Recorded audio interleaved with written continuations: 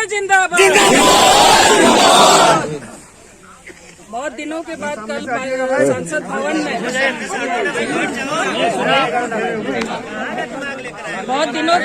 संसद भवन में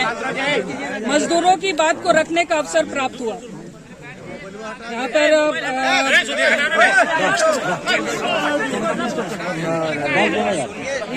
हमारे इस यूनियन में राणा संग्राम सिंह ने जब मुझे जिम्मेदारी दी तो बहुत सारी बातों के साथ मुझे जिम्मेदारी दी कि क्योंकि आप सांसद हैं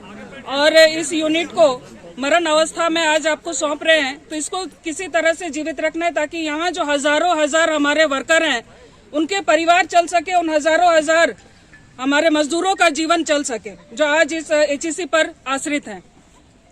उसे एक चैलेंज के रूप में हमने स्वीकार किया और बहुत दिनों से ये हम लोग लगातार पार्लियामेंट में कोशिश कर रहे थे कि यहाँ की बात को रखें। यहाँ के हमारे कुछ मजदूर भाइयों के साथ संपर्क में भी थे, तभी पता चला कि आप लोगों ने यहाँ पर टूल डाउन कर दिया, आप लोगों ने यहाँ बंदी कर दिया है। तो ये मेरे लिए भी बहुत चिंता की बात थी क्योंकि मैं भी मजदूर परिवार से आती हूँ,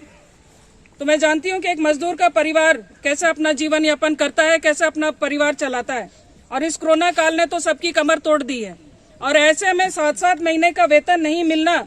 ये एक मजदूरी समझ सकता है, उसका परिवार ही समझ सकता है कि उसके साथ क्या बीत रहा है। तो कल मुझे ये अवसर प्राप्त हुआ, मैंने स्पीकर को स्पेशल रिक्वेस्ट किया कि मुझे इस पर बोलने दिया जाए और कल मैंने हमारे नेता राहुल गांधी, क्योंकि कल हमारा मार्च पास्ट भी था, मैंने उनको स्पेशल रिक्वेस्ट किया क्योंकि ये मेरा आ रहा है, मुझे इस पर बोलने दिया जाए और मुझे मार्च पास्ट में आप ना ले जाए। उन्होंने भी इस आग्रह को स्वीकार किया और उन्होंने कहा कि पार्टी भी आपके साथ है और मुझे ये अवसर मिला वहाँ पर बात रखने का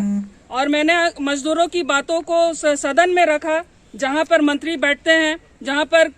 500 के करीब सांसद बैठते हैं, वहाँ पर मैंने इस बात को रखा क्योंकि एचईसी नवरत्नों में से एक है और ये हमारे झारखंड रांची के लिए शान की बात है। लेकिन आज जो केंद्र सरकार है उसकी दृष्टि इस और नहीं है, आज वो मजदूरों के लोगों को नहीं देख पा रही है, इसलिए इसकी दुर्दशा होती जा रही है। लेकिन एक जनप्रतिनिधि होने के नाते हम लोगों का काम है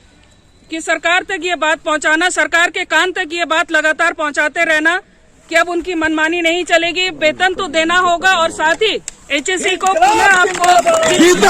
जिंदाबाद जिंदाबाद